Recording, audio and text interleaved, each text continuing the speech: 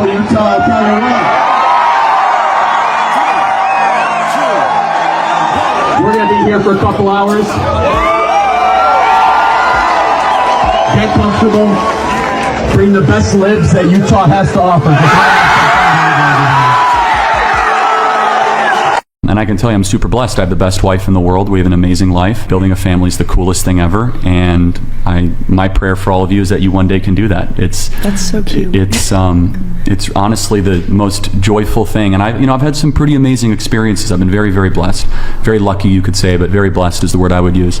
And the greatest joy I've ever had is coming home to my little daughter running up to my leg. There's nothing that even comes close to it. Are you a Christian by any chance? Very, very much so. Like, why is that exactly? Oh, Jesus saved my life. I'm a sinner, gave my life to Christ, most important decision I ever made. So you believe the Bible is real? Yes, I believe the Bible is true and real. Yeah. Why is that?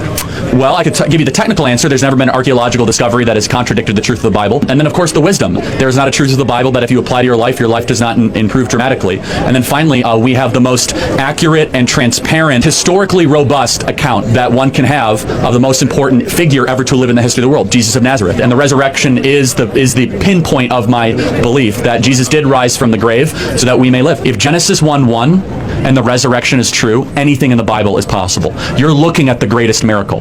The greatest miracle is creation. Hello guys, welcome back to the channel. Hope you're doing great. So today's story is a very shocking and heartbreaking one coming out of the United States of America. Guys, conservative activist and founder of Turning Point USA, Charlie Kirk, has tragically died after being shot during a live event at Utah Valley University in Orem, Utah. The incident happened on September 10th during his American comeback tour. Charlie was addressing the crowd when a gunshot rang out from nearly 200 yards away. The bullet struck him in the neck area, and although he was rushed to the hospital in critical condition, sadly he did not survive. This news has sparked reactions across the United States and beyond, as Charlie's friends, family, and well-wishers all over the world mourn the loss of such a powerful advocate of love and human dignity. The US President Donald Trump has also expressed his grief at the loss of such a promising young man. In his speech, he described Charlie as great and even legendary, praising his ability to connect with young people and extending his heartfelt condolence to Charlie's wife and his young children.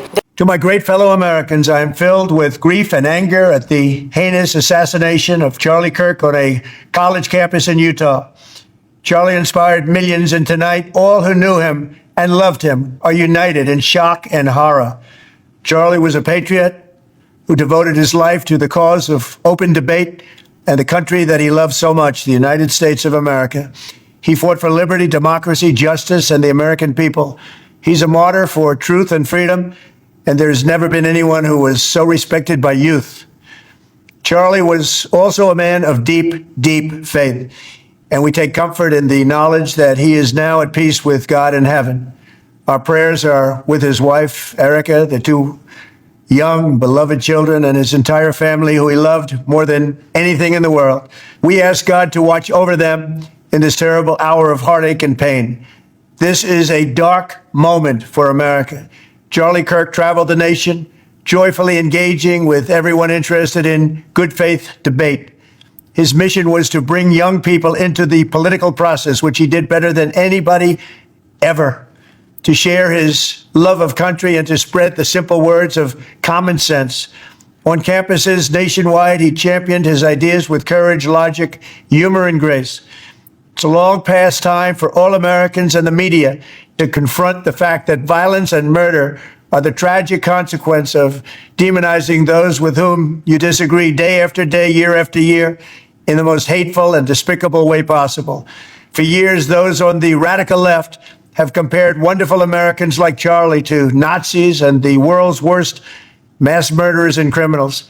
This kind of rhetoric is directly responsible for the terrorism that we're seeing in our country today, and it must stop right now. My administration will find each and every one of those who contributed to this atrocity and to other political violence, including the organizations that fund it and support it, as well as those who go after our judges, law enforcement officials, and everyone else who brings order to our country. The governor of Utah, Spencer Cox, has also called Charlie's death an assassination, saying that those responsible will be held accountable. He expressed his heartbreak at the situation and called for prayers for Charlie's loved ones, expressing that violence has no place in civic life. Our nation is broken. We've had political assassinations recently in Minnesota. We had an attempted assassination on the governor of Pennsylvania.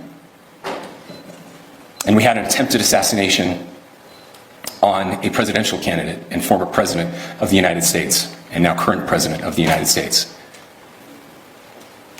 Nothing I say can unite us as a country.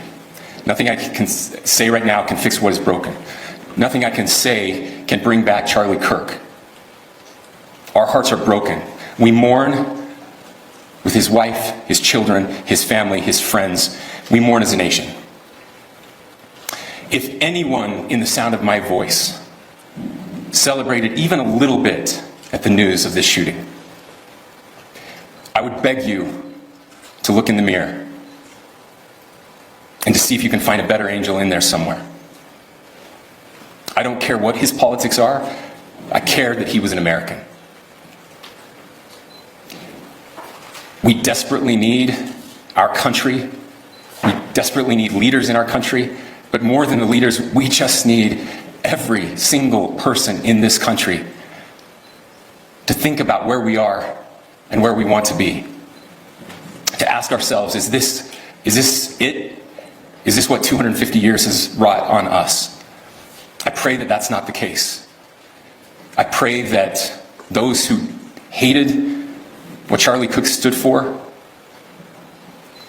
will put down their social media and their pens and pray for his family, and that all of us will try to find a way to stop hating our fellow Americans. Authorities say that only one shot was fired and Charlie Kirk was the only victim, which suggests that the shooting might not have been random. Many speculate that Charlie was targeted and that the shooter was highly trained, given the distance from which he successfully fired at Charlie. Videos have also been circulating of an aged man being arrested, and it is believed that he was the shooter. However, investigations are still ongoing, and we still await formal statements from the police to ascertain what really happened and what motivated the man to carry out such a gruesome act. Charlie Kirk was just 31 years old at the time of his passing. He was married to businesswoman and former Miss Arizona USA, Erica Franceville, and they had 2 kids. He is also known to have been a strong supporter and ally of President Donald Trump and his MAGA movement, alongside notable names like Candace Owens. Throughout his political career, Charlie received criticism for a variety of controversial statements that he made, especially regarding his strong opposition to gun control, abortion, and the LGBTQ rights, as well as his unrelenting promotion of the Christian faith and the gospel of Jesus Christ. People have commented that it was ironic that he was answering a question on gun control and mass shooting when he himself got shot.